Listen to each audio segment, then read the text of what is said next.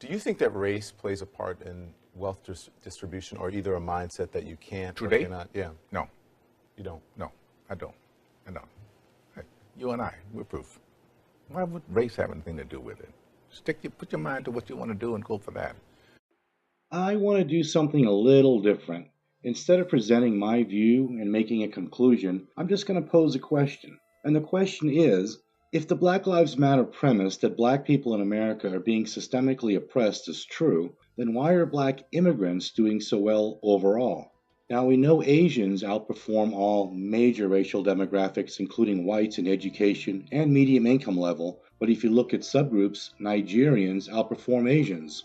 Leslie Casimir wrote an article for the Houston Chronicle that gives plenty of specific statistics and shows the cultural emphasis Nigerians have on education in some of their own words. Farouk Uda, 32, a Nigerian-American physical therapist at Memorial Hermann Texas Medical Center, told her, "If you see an average Nigerian family, everybody has a college degree these days, but a postgraduate degree, that's like pride for the family."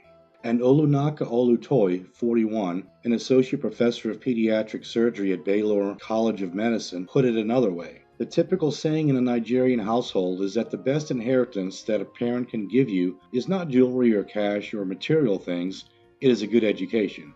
And it is expected. And economist and author Thomas Sowell has an interesting take on why low-income immigrant groups outperform the native underclass who seem to be stuck at the bottom. And his take is that the welfare state ideology is destroying the American dream. In an article he wrote last year, he notes, "Despite many who argue that black Americans cannot rise because of racist barriers, black immigrants rise. A majority of the black students at Harvard are from Africa or the Caribbean, and Nigerians are already markedly overrepresented at Wall Street investment banks and blue-chip law firms. Those in the media, in politics, and in academia who seem determined to blame American society for individuals and groups who do not rise would be hard-pressed to explain why immigrants of various colors come in at the bottom and proceed to rise, both in the schools and in the economy, on both sides of the Atlantic. It would probably never occur to those who are eager to blame society that it is they and their welfare state ideology who have, for generations, burdened the underclass with a vision of hopeless victimhood that immigrants have been spared. By the time various immigrant groups have been here for generations, they've already risen, despite the welfare state ideology that says they cannot rise. That so many in the media and in academia who proclaim the end of social mobility in America leave out the fact that the data they cite does not include various immigrant groups tells you all you need to know about them. And so, once again, I pose the question, if black people in America are victims of a system that's rigged against them because of the color of their skin, like Black Lives Matter says, then why are Nigerians doing so well overall? Here is a great story for you. You're about to meet a New York whiz kid who has been accepted to every college he applied to, including all 8 Ivy League schools, and now all he has to do is choose.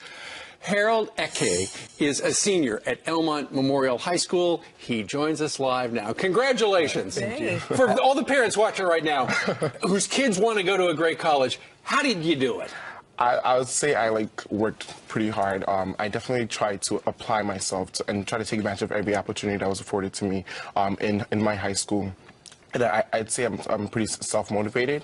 I try to, reach out to my teachers, and I was very involved in school. So I think those are the So more than just doing your homework. Yeah, definitely more than doing your homework. You have to be very involved, community service and artistically and things like that. You know all about opportunities. You came to this country from Nigeria at age 8. Yeah, 8 years. And in the beginning, could people understand what you were saying? No, not really. I spoke with a very thick accent, and I'd say it was difficult trying to adapt to the new environment and absorb everything, the new culture. But my parents set a very good example for me and my. And your parents were doctors or something like that? No, they were just they worked at Target at first. When they were clerks at Target. Yeah, they definitely struggled, to find stable jobs to support my family. So now, as you apply to these Ivy League schools and the acceptance start coming in, what are you thinking? I'm just shocked. I was really stunned when I got the acceptances. I think I'm very humbled by the entire situation because I get to represent my school and community in such a positive light. Sure. I see this as an accomplishment, not really for me, but for my community, for my school. And what about everybody. And for your family too. And that's actually why you wanted to get into this, is your grandmother's Alzheimer's, and you want to try to find a cure. Yeah, definitely. Yeah, that led to my ultimate ultimate career goal of becoming a neurosurgeon. I read one of the stories about you, and it said that what really blew away the admissions officers was your essay. Yeah. And you talked about coming to America. Yes, I did. Give us the thumb note. Okay, so the main gist of the essay was about like coming to America and just like kind of struggling to adapt to like the new environment, but seeing my parents lead by example and being very tenacious, and you know, like no matter how many times it'd get knocked down, they would always like, you know, keep going forward and persevere despite the potential to like succumb to the circumstances. And that's something that I really appreciated with my parents. And so I took their example and I started talking to the people like on the playground. You know, I went to the playground and I started speaking to them, and I tried to apply myself to the new environment and try to really absorb. So it's interesting. Instead of letting me wonder if they're going to accept me, you want to put yourself out there and say, I dare you not to accept me almost. Yeah. So here it is. Now they're also, you're on the cover of Newsday over the weekend. This is like the second, it's incredible. That was now, crazy. they even got word back in Nigeria about your success. What's the reaction been? They're very, very excited. Like my grandmother called me and she's like so excited. She's like ecstatic.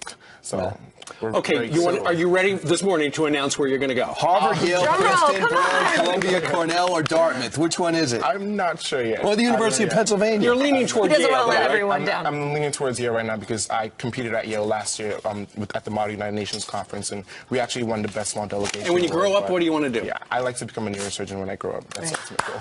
Ladies and gentlemen, Hopefully what a you do story. find a cure for Alzheimer's too. I'll try my best. Thank Yeah. you. All right, just don't forget about us, all Yeah, right? of course not. Good luck to you, Harold. Good luck. so much. And let us know Thank your you. decision. We'd like you to come back after you announce and tell us what went into it. Okay, all right? sure. Great. All right. All Thank right, you. let the recruiting begin. Harold, good job. I wanna live like tomorrow doesn't exist.